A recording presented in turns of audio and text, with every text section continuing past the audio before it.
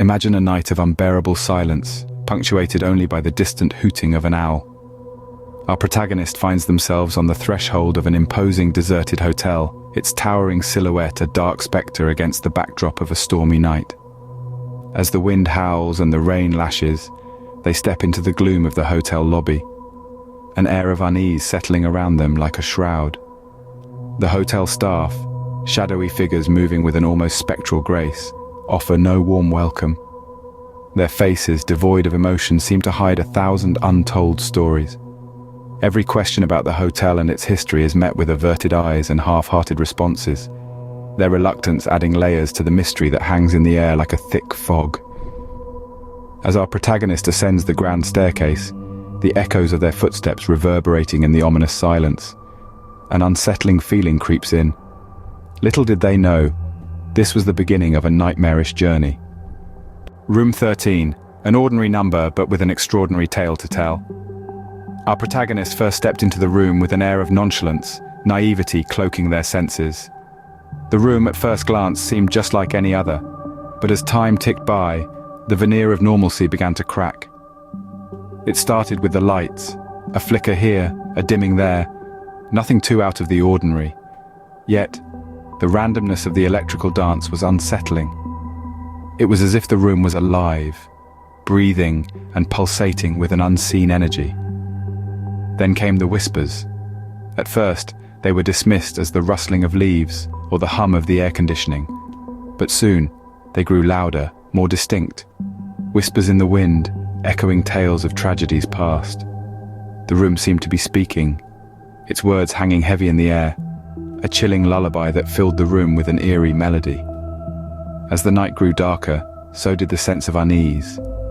The protagonist's heart pounded in their chest, their mind teetering on the precipice of fear and confusion. Each flicker of the light, every whisper in the wind, seemed to be a cryptic message, a spectral Morse code that they couldn't decipher.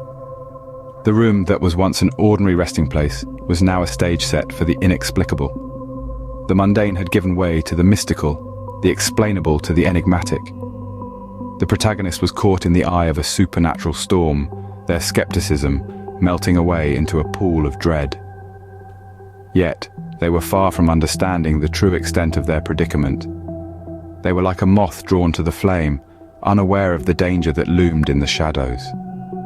The room had started showing its true colors, but the most terrifying shades were yet to be unveiled. As fear crept into their heart, they were oblivious to the fact that the actual horror had yet to reveal itself. Every corner of this hotel whispered tales of its gloomy past. This was no ordinary hotel. It was a place where history seemed to be written in blood, not ink. Its walls echoed with the hushed whispers of its past guests, their stories forever imprinted on the very fabric of the building. Our protagonist, already uneasy, began to delve deeper into the hotel's past. As they wandered through the dimly lit corridors, they stumbled upon an old, yellowed newspaper article hidden away in a dusty corner of the hotel library. As they began to read, the unsettling truth started to unravel. The article spoke of the hotel's dark history, of guests who had checked in but never checked out. It was a revolving door of faces, all disappearing without a trace, their names etched in the hotel's register but absent from its departure logs. It was as if the hotel itself had swallowed them up, their existence erased as swiftly as their names had been written. As the protagonist read on, they felt a chill run down their spine. The words on the brittle paper seemed to come alive, each sentence echoing with a foreboding dread. The article spoke of strange occurrences, of doors slamming in the dead of night, of eerie laughter echoing through the halls, of shadows that moved of their own accord. The protagonist's heart pounded in their chest as they realized the horrifying truth. They were trapped in the very heart of the horror they had only read about. The hotel was more than a mere building. It was a living, breathing entity, its hunger for souls insatiable. As the protagonist stood there, the newspaper clutched in their trembling hands. They could hear the faint whispers of the hotel's past victims. They were not alone. The hotel was alive with the spirits of those who had come before, their voices a chilling reminder of the hotel's grim past. The news was bone-chilling, but the worst was yet to come. The protagonist was trapped in a nightmare, their fate seemingly sealed. But they were not ready to become another name in the hotel's register. They were determined to fight, to survive, to escape the hotel's deadly grasp. When the clock struck midnight, the true horror was unleashed. The hushed whispers of the old hotel seemed to scream in the ears of our protagonist, heightening the tension that was already suffocating the air. Our hero was in room 13, the very epicenter of the paranormal activity that had been haunting the hotel. In the chilling silence, our protagonist could hear his own heartbeat, pounding like a desperate plea for survival. A sudden sharp coldness filled the room, a coldness that seeped into his bones and sent shivers down his spine. It was a coldness that was not of this world, a coldness that was a chilling reminder of the supernatural entity he was about to face. Suddenly the air was filled with an eerie whisper, a voice that came from nowhere, a voice that came from everywhere. It was a voice that was not human, a voice that echoed the pain and suffering of the dead.